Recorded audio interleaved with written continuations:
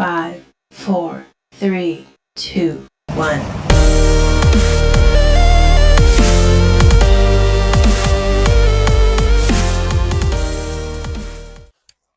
Whoa, I slid and almost fell down. Welcome everybody to another video. Today we're going to be covering hot showers with no power. This is a way to get a hot shower, say 105, 110 degrees, nice and warm. It's not going to shock your body without the use of any AC power from your house, a fossil fuel generator, or portable solar stations. And there's two methods I found to do this. One is a DIY hot water heater. That costs about $100. I've already done a video to that. I'm going to put the link to that below. And the second method, which today's video is going to cover in detail, is a 5-gallon or 20-liter hot water camp bag. Now what it is a PVC-based bag that you put 5 gallons of water in. It's black. It absorbs heat from the sun. So what you do is you fill it up with the water, you lay it out or hang it up, let the sun heat up the water, and then it gravity feeds down and creates hot water for a shower. It's really pretty cool. So we're going to put that to the test today, make sure it meets the specifications that the manufacturer says, which is hot water for a shower within 3 hours of laying it out. So let's go to the workbench. If you like my videos, please hit the like button. Please subscribe so you know when I have more videos coming out. And by all means, if somebody you know and or love could use the information in this video, please share it with them. So I just unpacked the DK oven. I think that's how you pronounce it. 5-gallon or 20-liter, for those of you watching outside the US, camp shower bag. So this is basically it. It's made of a PVC material. You can see it's got a black side and a clear side. You want the black side to be facing the sun to absorb the most heat. And what it comes with is the bag itself, a little piece of PVC pipe, a cap with a valve on it, and the hose with a little shower head at the end. So let's go ahead and set it up. Very simple. I read the instructions prior and there's not much to it. So you put the PVC pipe in, a little slot on the side, and what that does is it allows for a little more structure above the handle so nothing rips, hopefully, because if you get 5 gallons of water in here, it's going to be pretty heavy. So we'll do that. We'll put our cap on. I noticed this is I think the fill area, and gravity is going to feed the water down as when you hang it up. So the valve is going to be at the bottom. Hey, that worked out just about right. Once we've got this on, let's unravel this. So let's go ahead and slip this on now. We don't want to be doing that when we have a full bag. Trying to manipulate that and everything is going to be a little harder. So let's go ahead, before we fill it up, put it all together. The only thing we won't worry about is hanging it right now. We'll do that once we get it all set up. So let's get this hose on. All right, I fed it up about a little over 3/4 of the way. I think that's enough because the water is going to be flowing down. There's going to be little to no back pressure when we use it. So this is a little hanging cord. We'll hang that up later. I think that goes right on the top. Put this under here, hang it up. Let's see how that goes when we get it all filled. What we're going to do is go test the water temperature of the water that we fill it with. We'll wait 3 hours. We'll come back. We'll drain some water out, hit the temperature again, see if we got up to a good temperature for a shower. Now, a typical shower temperature is about 110 degrees. So 105 would be comfortable. So let's go get low techie. Let's go ahead and turn our water on.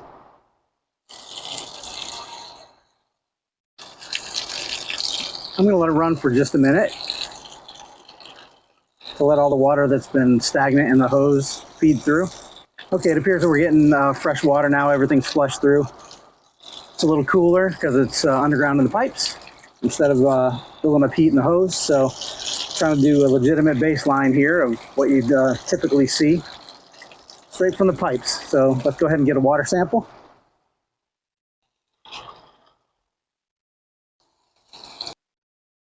Now let's see what we got.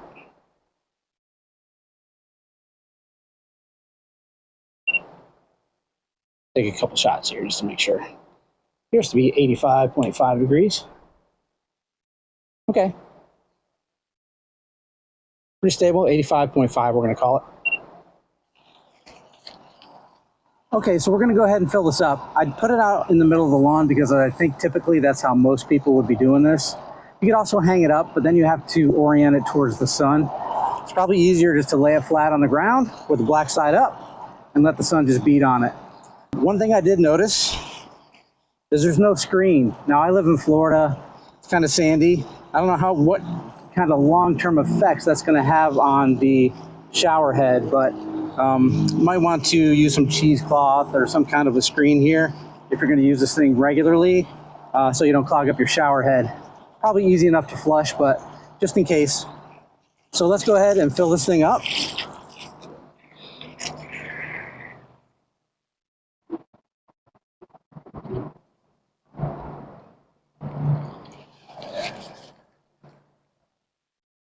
Okay, so I noticed if you lay it flat and fill it up, it's not going to fill up as easily as if you put it vertically to the ground. All right, starting to squirt out here. It's not really expanding anymore, so I'm going to go ahead and cut it off and put the cap on it. Okay, it seems like we lost a little bit there, but it's still pretty full. Now we're just going to let it sit, absorb some of the heat from the sun, and come back in about 3 hours and see where we're at. Okay, so I had this laying out in the yard for about 3 hours. I had a black side up to absorb as much heat as possible. Now we're going to go ahead and measure the temperature of the water inside the bag. It's been partly cloudy here today. Ambient temperature is about 90 degrees. So let's see what we get. There's a little bit of water in the hose, so I'm going to run that out just to flush it real quick. Sorry about the birds and the the noise of the cars. That's what happens when you do videos out in the wild, but let's see what the temperature is of this water. All that you really have to do is turn this valve. It's a simple on-off valve. This is closed. You just twist it around and that's open. So pretty simple. As I mentioned, it's kinking up a little bit with the hose, so that over time will loosen up as warm water or hot water flows through the hose. Those kinks will diminish. But like I said earlier, it might be a little hard to deal with. It's pretty stiff.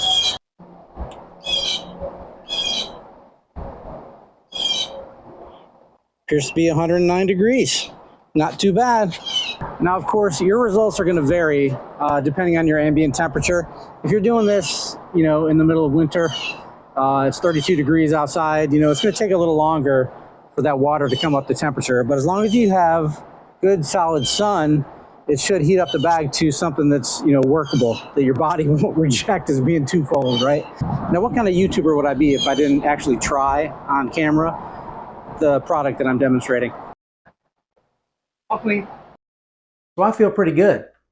I feel nice and clean. What we found out is this bag does meet the specifications that the manufacturer claimed. And it did go from 85-degree water out of my pipes. After sitting in the sun for 3 hours inside the bag, it got to 110 degrees. And it did make for a comfortable shower when I washed my hair. And for the ridiculously low price, and I really mean it when I say that, of $7 at the time of the shooting of this video, I am going to get one for every person in my family. If you ever need it in an emergency or you go camping a lot, man, you cannot beat it, I'm telling you. So I'll put the link to the camping shower bag below in the video description, as well as a link to my earlier video on the solar hot water heater. That's a DIY project, costs about $100. So that's 2 ways I show you that you can have hot showers with no power. Hopefully this has helped. See you in the next video. Thanks for watching.